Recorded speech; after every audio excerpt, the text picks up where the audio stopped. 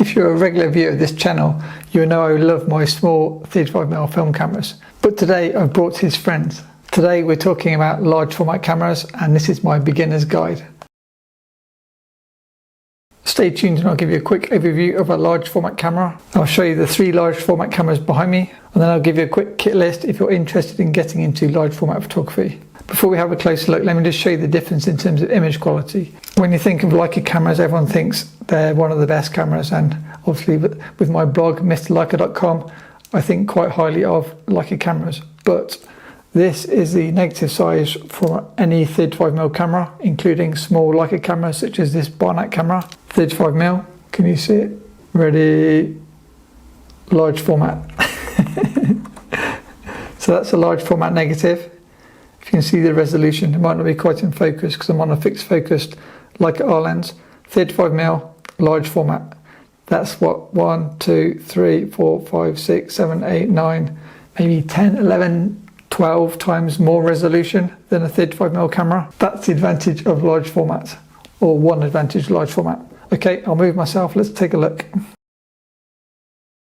And yes, if you're new to the channel, I'm Matt Osborne from mrleica.com. I'm a UK portrait photographer. I often use 35mm film cameras, medium format cameras, but also this is my first showing of the large format cameras, which I meant to show when we hit 10,000 subscribers, but it took me a little bit of time to get around to it. So finally, let's take a look. So excuse the shaky handheld footage. Here's a view of the cameras from slightly higher up to give you a better idea of how they look. So if we work left to right, it's probably easiest for the space that we've got available. So number 1, 4x5 Intrepid. This is a wooden field camera, making it very lightweight and great for climbing up a mountain. So all large format cameras are more or less the same. You have a lens. Some lenses have a shutter. Zoom in, hopefully you can see. Can you see that? So that's the lens, that's the shutter. Where this one has a lens but no shutter, and this one has a lens and a shutter. So this one's slightly different. I'll come on to that in a second. So in most cases you have a lens, shutter, lens board. So if I unclip this, you can see, so the lenses are attached to a lens board. Can you see that? With like a retaining ring which locks the lens into place. So you've got a front element, rear element, and these come into 2 pieces. If you look inside the camera, it's just basically a hole straight through to the back. So you can see my fingers here.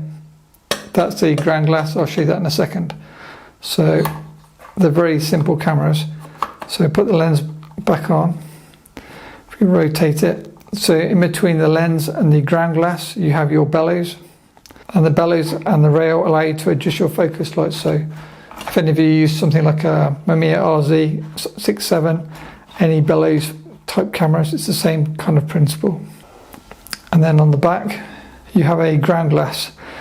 Ignore the tape, I'll explain that in a second. The ground glass, think of it the same as a medium format camera, where the only difference is for large format you tend to use a focus loop like this. So if I turn the camera side on, I would have my eye here like so. I would then critically focus before taking my picture. And then in bright conditions, a dark cloth is useful, and this is just a thick piece of material with silver on the outside, dark on the inside. This goes over the top of the camera, and then your head is kind of underneath, like here. And that stops light from hitting the ground glass, making it easier for you to focus. I'll maybe do a separate video, let me know in the comments if you want me to, one day with me using a camera on location, and then you can see exactly how I do it. And then when it comes to taking pictures, you might think to yourself, where do you put the film? You have the film in what's called a film holder, and this is a double-sided film holder. So there's little doors which let the light in and out like so. Same as medium format cameras, where you pull your dark slide on, say a Hasselblad. You lift your dark slide, which allows light to hit the film. Your film will be in here. And once you focus your image, you place the dark slide between the camera and the ground glass, like so. You lift the dark slide, make sure it's fully out, and then with a cable release, I'll show you, it's over there, you take your shot. Once you're taking your picture, put your dark slide back in, and then what normally happens is you use the white or silver side to show that the film is unexposed, and then you flip the dark slide when you've taken your picture and make it the black side, which shows your film is exposed. So if you look at this holder, this piece of film is exposed, this piece of film is not exposed. So if I then want to take my second picture, I put the non-exposed side facing the front. Repeat the process, lift, take the picture, flip the dark side to show it's exposed. And that's our 2 photos done. Again, the same as a RZ, if any of you use a Mamiya camera, you have a rotating back on some cameras, meaning you can shoot landscape or portrait mode. You may wonder why I have tape. So with 4x5 cameras like this, the most common way to shoot film is to use 4x5 film in a film holder as so. But what I also like to do is shoot roll films. So this is a 120 film rollback, so the film rolls across here like that. And this is a 6x7 film back, so it'll give you exactly the same image shape as a, say, Mamiya RZ. I keep using that as an example. Because I've now only got a 6x7 width, I want to compose my 6x7 width, so I've taped it off. So I know that if I'm using 6x7, 6x9, 6x12, this is my composition. So I can maybe cover these in another video. Let me know in the comments if you want to learn more about roll film backs for large format cameras. So to recap, this is the Intrepid 4x5 version 2 or Mark 2 field camera made in the UK, one of the most affordable large format cameras. Actually, before we finish with the Intrepid, one big advantage of 4x5 cameras is with 35mm. How can I show you? With standard 35mm lenses, if you're taking a picture, let me turn it around so you can see, anything on the same plane of focus, meaning the same line of focus as the lens, will be in focus. That's how standard cameras work. The advantage of large format cameras is you have tilt and shift, meaning tilt means you can tilt the lens up or down, like so. And if I turn it so you can see it a bit better, shift means you can turn it to the left and to the right. So now that's changing our plane of, excuse the oil on my fingers, I just fixed my bike. So if we now look at it from the side again, instead of having a plane of focus here, you can tilt it this way or this way, and then you can tilt it to the left, to the right.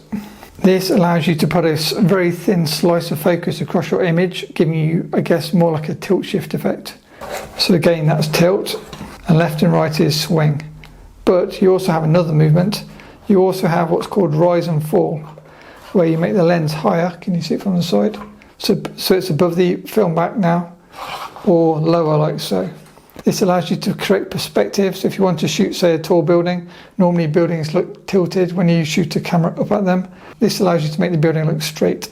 Most film cameras have some degree of tilt and swing, and also rise and fall. But if we now look at monorail cameras, if I just spin the camera around. So this is a Sinar F2 monorail camera. The main difference between a monorail camera and a field camera is these are much bigger, much heavier, more metal generally, and less portable generally speaking. So these are most popular to be used in a studio surroundings. The best thing about monorail cameras is they have more or less unlimited movements. You can make it look like a snake. I won't do it all in this video, but I'll maybe do a separate video on this camera to show you how it looks. If I quickly try and show you some. So you can have it concertinaed in like so, you can have it like so, you can have it, it's just more or less unlimited. So you can get really creative with your perspectives and your kind of focus control. Really good for macro photography. If you saw my very early macro photography video, you might see this camera in that video. Other than that, the camera is basically the same. You have a lens board, bellows, film back, and you put your dark slide in when you want to take a picture. The monorail just gives you a much greater degree of movement, and as I say, it's popular in the studio.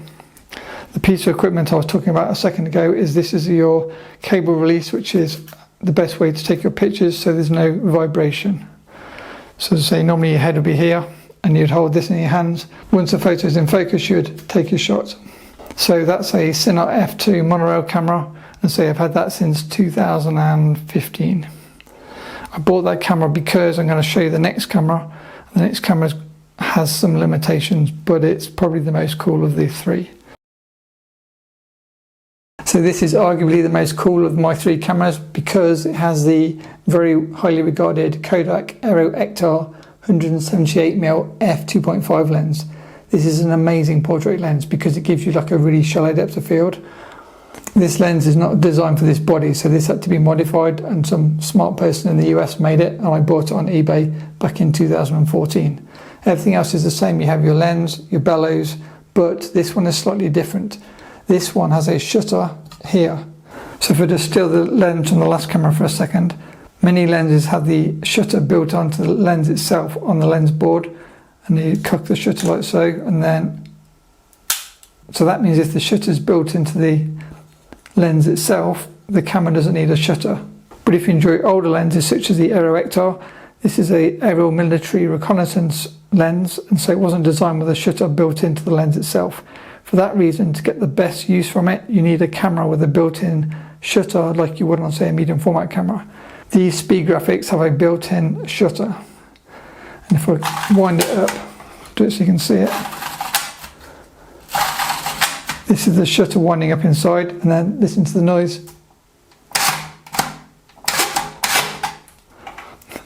You can see it's not the quietest of cameras. So because it has a shutter inside, you don't need a shutter on the lens. So these Speed Graphic cameras are excellent for any lenses where you don't have a built-in shutter on the front. As I say, this camera also has a built-in rangefinder, and then this is a modified Speed Graphic, so it has a rotating cambo film back. And again, the same with the other cameras, you just load your film in between to take your picture. I do need to use this camera more. I must give a public thanks to George Walsh. He's a UK camera repairman wizard, and he repaired my Speed Graphic shutter. So between I think 2018 and 2021 or 2020, this camera was out of action because the shutter stopped working. It basically jammed up. A fellow large format photographer in the UK called Simon from the Classic Lenses podcast put me in touch with George, and thanks to George, the camera is now back in action. Now I just need to use it. I keep getting distracted by 35mm cameras, but I will try and do some new work with this, and I'll bring up some photos at the end of this video, so stay tuned. So that is the Speed Graphic, as I say, with an Aero Ektar lens. Just to explain how it would normally look, this is an old journalist camera. So the way it used to work without this big lens on is you'd have a smaller lens here. You pull the rails back into the body, and then can you see it's just like a box that closes up, and then you just carry this box around, and that's how the journalists used to use this lens back in the old days.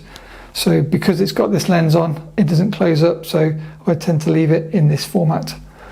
A Speed Graphic with the Aero Ektar. I'll try and give you a juicy close-up so you can see the Speed Graphic, and it's a Graflex, and I'll say this one is called a Pacemaker Speed Graphic, and there you can see the rangefinder.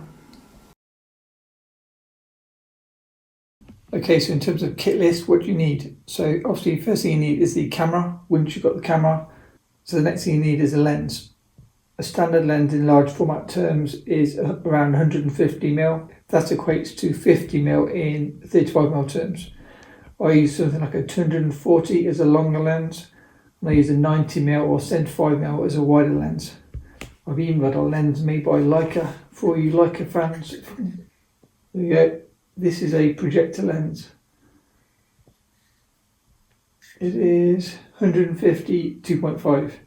This lens has no shutter, meaning it's great on something like the Speed Graphic, but less useful on cameras without a shutter. Excuse the messy presentation. The next thing you need is film holders. So I try and use 3, 6 or 9, and each 3 will give me 6 photos, and I'll come on to that in a second. So film holders, make sure you buy 4x5 film holders if you're using a 4x5 camera, of course. Saying the obvious. Okay, again, probably quite obvious, and everyone knows what a tripod looks like, but you need a tripod with a ball head or say a 3-way head. And I found aluminium tripods are better than carbon fibre for heavy duty cameras such as my Speed Graphic, because the weight of the camera, you don't want any kind of vibration in the legs when you're pulling in and out the film holder. Next, as already mentioned, dark cloth, very useful, maybe not essential when you're first starting out. You can use like a cloth or a coat over your head and pull your coat over the camera as you're focusing. But then once you start doing it a bit more, these are quite useful because the silver reflects the light and then the black obviously absorbs the light, so it's easy to focus on the inside. It doesn't need to be this brand, of course. That's just a brand that I found online when I bought mine. The next thing you'll need is a magnifying loupe. I'm sure there's lots of different sorts, but this 8 times magnification works well for me, and I just press this against the ground glass as I showed earlier on in the video, and yeah, it works great for critically focusing.